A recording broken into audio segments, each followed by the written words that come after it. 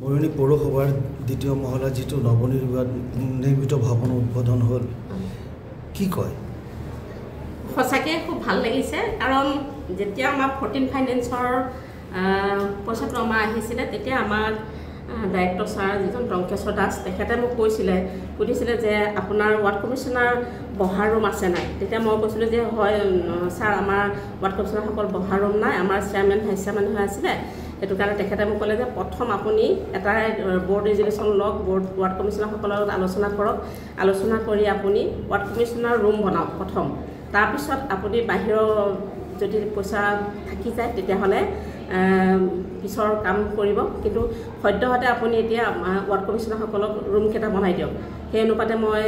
বনাবলৈ আমি বৰ্ডত আলোচনা কৰিলোঁ বৰ্ডে সকলোৱে সন্মতি দিলে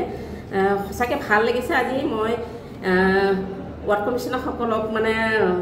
এটা জেগা দিব পাৰিছিলোঁ আগতে জেগা নাছিল আমাৰ বহিবলৈ যিকি নহওক আৰু মৰিয়নি পৌৰসভাই সঁচাকৈ এটা ভাল কাম কৰিছে বুলি মই অনুভৱ কৰিছোঁ এইটো কাৰণেই আমাৰ যেতিয়া ৱাৰ্ডৰ বিভিন্ন মানুহবিলাক আহে তেতিয়া আমাৰ ৱাৰ্ড কমিশ্যনাৰসকলক বিচাৰি ফুৰে কোনটো ৰুমত কোন ৱাৰ্ড কমিশ্যনাৰ বহে বিচাৰি নাপায়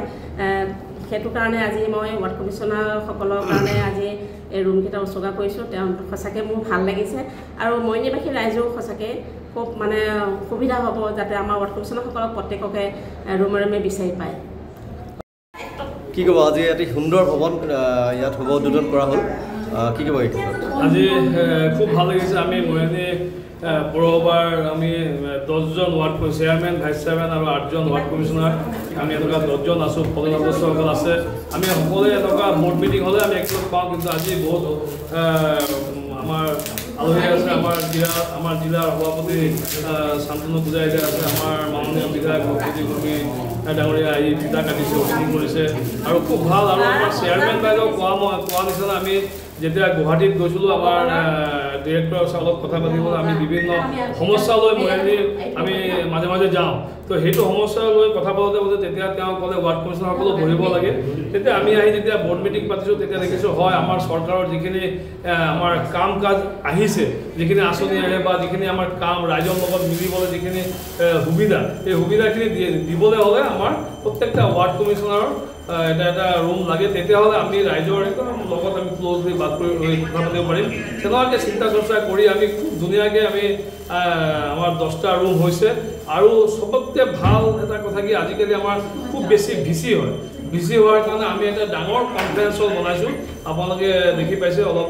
এইটো ছাইডতে আছে কনফাৰেঞ্চ হলটো আৰু তাৰ লগত আমাৰ এটা LED লগাই থোৱা আছে আমাৰ ভিচিও হয় ভিচিও হ'ব পাৰিব আৰু খুব ধুনীয়াকৈ অত্যাধুনিকভাৱে আমাৰ এই অফিচটো বনাই থোৱা আছে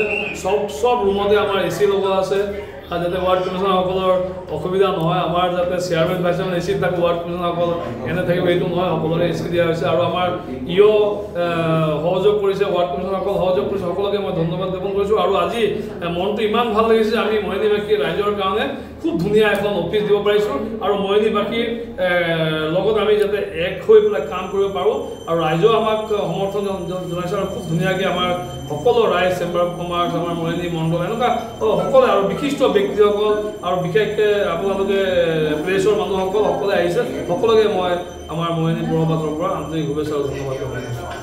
যিকোনো খবৰৰ বাবে যোগাযোগ কৰক 7099017330 লগতে 7099017110 নম্বৰত